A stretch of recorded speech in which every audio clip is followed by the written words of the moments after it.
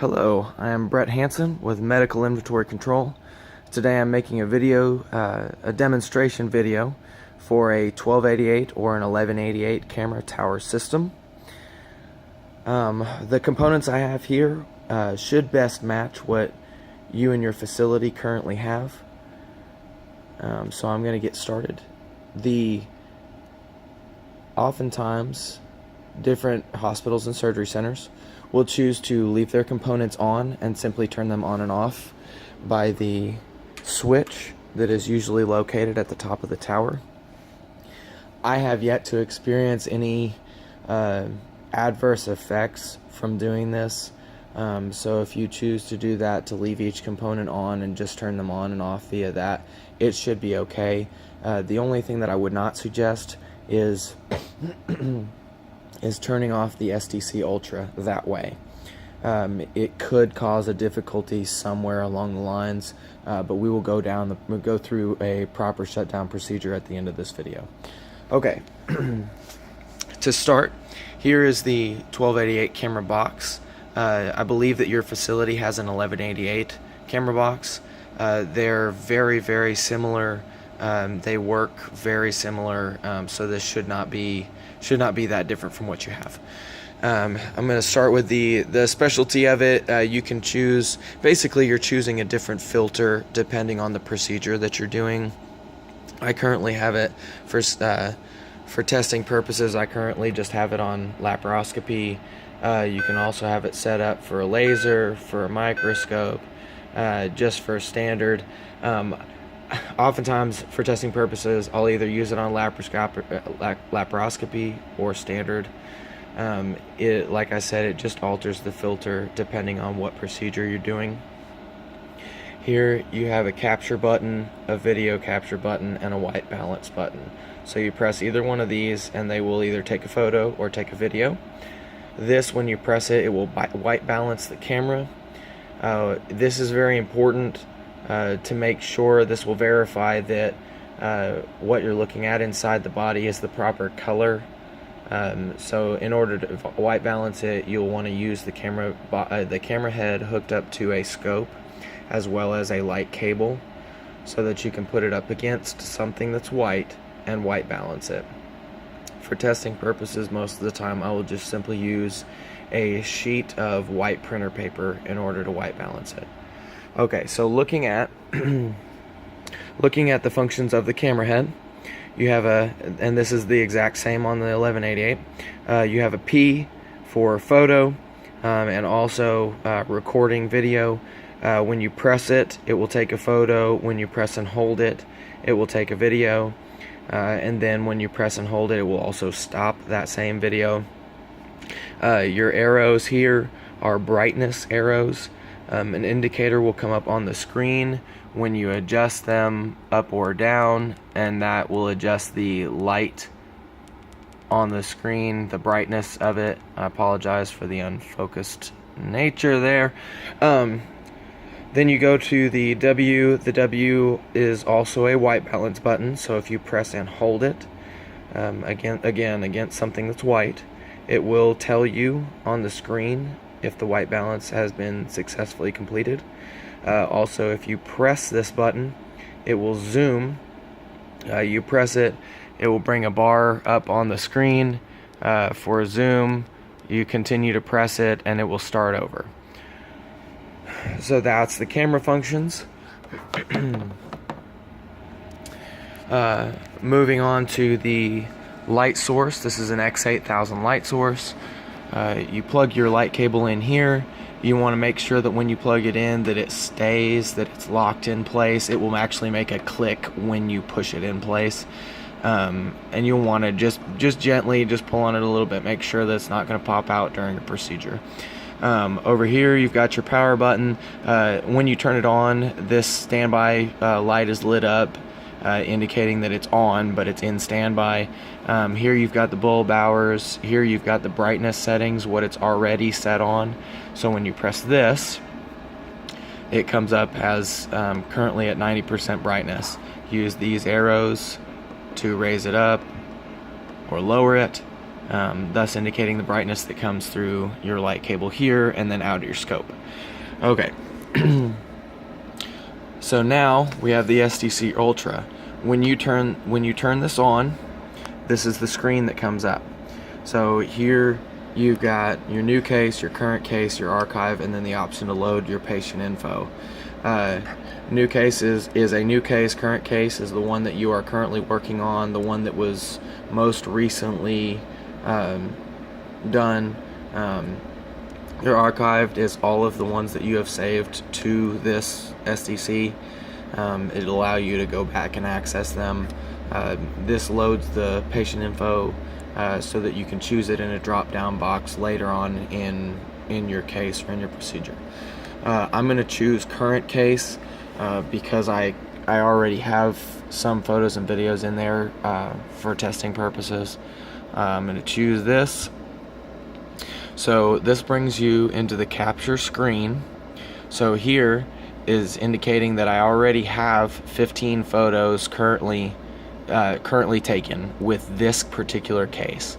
Up here you've got the patient ID. This is where I was telling you previously, if you load the patient information, you'll be able to access this drop down box and be able to choose the patient. If you're not doing it that way, then you can also go right here, enter in all of the patient information there. You can also go down here, and that's more advanced patient information, and then you can press that, and then you have everything here. So that'll come up as your patient ID. You go back to the capture screen.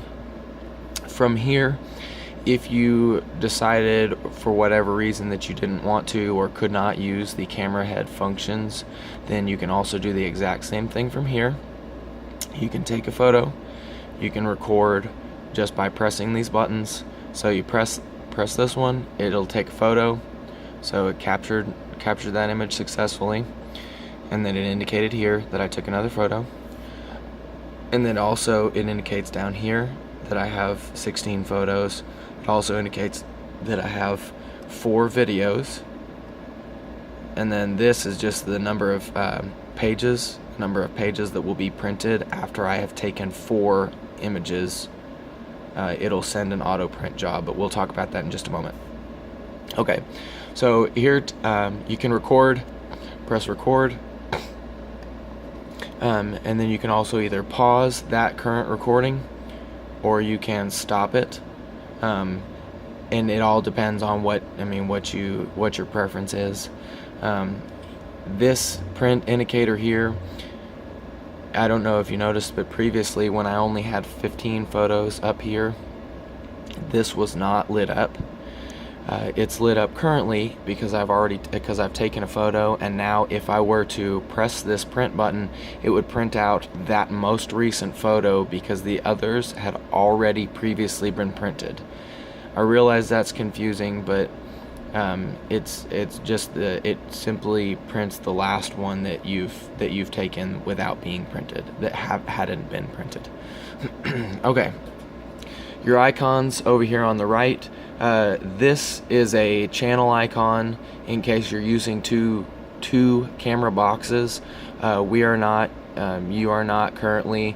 If you become curious about this and you want more information, feel free to reference your user guide for the SDC Ultra. Here we've got your settings that you can change for your input, and in the back from the previous video we have it currently hooked up with a DVI hookup as well as an S-video hookup.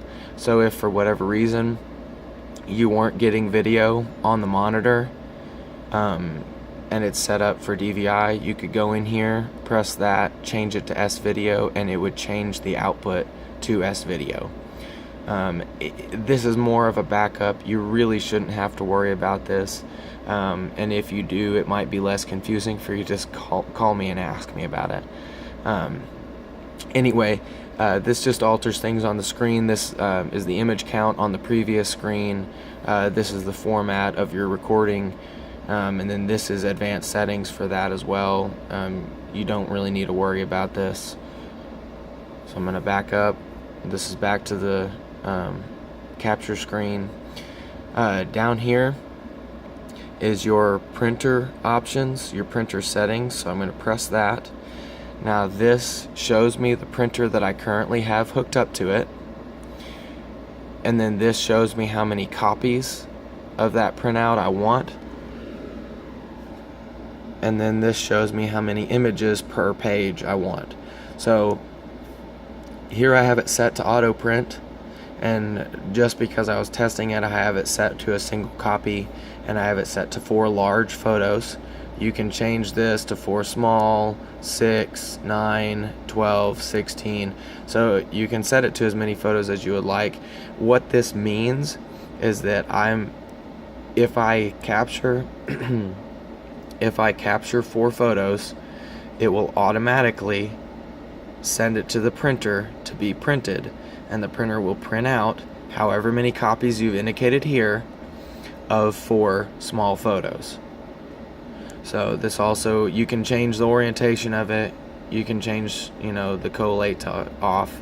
It'll indicate how many prints you have pending. Currently we have none. You can go into advanced color settings. Oftentimes I will just go with the default, and if for whatever reason you feel like you need more color, you need more contrast, or something needs to be different on whatever channel, this is the first channel, this is the second channel, if you need anything changed on it, then you can alter it here. So I'm going to go back, I'm going to go back again. So we're back to our capture screen. Up here in the top right corner, this is where all of your photos and videos are currently stored. Up here you can select whichever photo you've taken, and up here in the top left corner you have a monitor, what looks like a monitor icon. If you press this, then this photo will come up on the monitor for, I believe, about 5 seconds, and you can alter that in the settings, but that is just in case you need to see, okay, what was the deal with this photo again. You can put it up on the screen.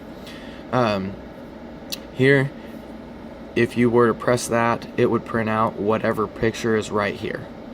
So you can look through all of your photos that you've taken right here. You can select them, deselect them, and you can, like I said, print them from right there. So select that, print it, and it'll send the print job, which come down to here to my printer. Should do the exact same thing for you, even if your printer is a little bit different. Over here, so you've got photos here, you've got videos here. These are the videos that I've taken currently, very short ones, but if you can press on it, it'll bring that up here. You can press play, and it will play that video on the large monitor. This was a very short video, so it didn't bring a whole lot up on the monitor. Anyway, you have all of your videos set up here. Again, you have the printer settings here as well. So these are videos. You can choose whatever ones you want to view up here. You just simply press play there. We're going to move over to this icon up in the top right. This is where you save all of your work. You can use the disk drive over here. You can put a writable disk in there, and then copy whatever photos or videos you want to that disk from this case. Okay, and then you can also use a flash memory the exact same way. You can send all of your pictures, all your recordings, put them exactly on your flash drive here. This is in case you have it set up with a network. I don't have this one currently networked. Yours might be. That way you can just simply record send your images, your photos, your videos over to your network and just save them on your network. And this is just changing the settings for those things. And you shouldn't have to worry about any of this. Okay, so that should conclude my video here on the demonstration of this. The printer, I realize you have a different printer than this. If you have more specific questions about your printer, please reference the user guide that we sent as far as cleaning it, changing paper, changing ink. Those procedures are marked and mapped out very, very well, very clearly in your user guide, so feel free to reference that. As far as a proper shutdown procedure, I had spoken at the beginning of this video about simply shutting off the power. What you'll want to do as far as your SDC goes, you'll want to actually press the power here, and that will actually bring it in a shutdown, procedure until it literally turns off, the screen goes black, and then you can just turn off the power for the entire machine, and then go through the exact same startup procedure when you go to use it the next time. So thank you so much for watching this video. I hope that it was helpful. If you have any questions or having difficulty even understanding what I'm talking about in this video, feel free to call. And again, my name is Brett Hansen, and I'm with Medical Inventory Control. Thank you very much.